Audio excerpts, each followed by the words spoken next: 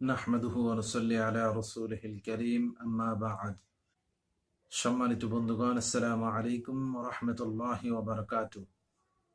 আপনাদের সকলকে স্বাগত জানাচ্ছি ইসলামিক মিডিয়া ৩১৩ এর একটি ধারাবাহিক আয়োজন ৫ মিনিটের মাদ্রাসাতে।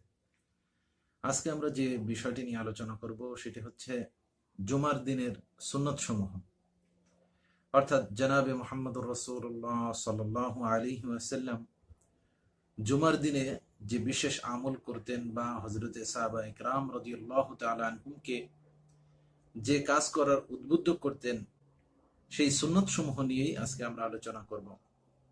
সম্মানিত বন্ধুগণ,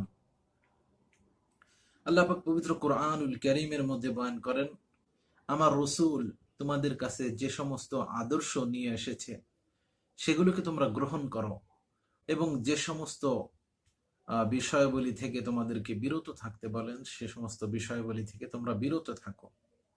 সম্মানিত বন্ধুগণ, সুন্নাতের মধ্যেই একটা মানুষের, একজন মুসলমানের পরিপূর্ণ কামিয়াবি এবং সফলতা রয়েছে। অর্থাৎ সুন্নত অনুযায়ী যদি কোনো মুসলমান তার জিন্দগিকে সাজায় তাহলে সে দুনিয়াতেও সফল হবে, আখিরাতেও সফল হবে। সম্মানিত বন্ধুগণ, জুমার দিনে বেশ কিছু সুন্নাত আছে। তার মধ্যে ১ নম্বর যে সুন্নাত সেটি হচ্ছে ভালোভাবে গোসল করা। জুমার নামাজের জন্য ভালোভাবে উত্তম রূপে গোসল করা, জুমার নামাজের জন্য উত্তম রূপে গোসল করা।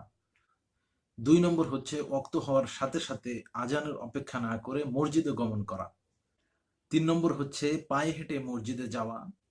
৪ নম্বর হচ্ছে যদ্দূর সম্ভব ইমাম সাহেবের নিকটবর্তী হয়ে বসা।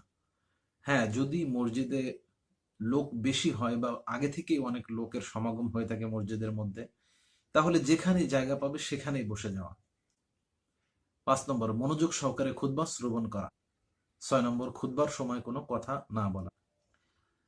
এই সমস্ত বিশেষ সুন্নাত সমূহ ব্যতীত আরো কিছু জুমার সুন্নাত সমূহ রয়েছে। তার মধ্যে উত্তম কাপড় পরিধান করা, খুশবু লাগানো, সূরা কাহাফের তেলাওয়াত করা, জুমার দিনে বেশি বেশি দুরূদ শরীফ পাঠ করা, সালাতুত তাসবির নামাজ পড়া, ২ খুতবার মাঝখানে হাত উঁচু না করে মনে মনে দোয়া করা, কেননা এই সময় দোয়া কবুল হয়ে থাকে। পুরুষ এবং মহিলা আসরের নামাজের পরে তার অবস্থানে বসে থেকে নিম্নোক্ত দুরূদ শরীফটি পড়া। দুরূদ শরীফটি হচ্ছে এই, আল্লাহুম্মা সাল্লি আলা মুহাম্মাদিন নবিয়্যিল উম্মি ওয়া আলা আলিহি ওয়া সাল্লিম তাসলিমা। এবং সূর্যাস্তের কিছুক্ষণ পূর্বে মসজিদে জিকির এবং তেলাওয়াতের মধ্যে লিপ্ত থাকা। সম্মানিত বন্ধুগণ, জুমার দিনের এই সমস্ত সুন্নাত সমূহ হচ্ছে অত্যন্ত গুরুত্বপূর্ণ একটি আমল। আল্লাহ পাক আমাকে, আপনাকে এবং সকল উম্মতি মুহাম্মাদীদেরকে জুমার দিনের এই সুন্নাত সমূহ সঠিকভাবে আদায় করার তৌফিক দান করেন। ওয়া আখির দাওয়ানা আলহামদুলিল্লাহি রাব্বিল আলামিন।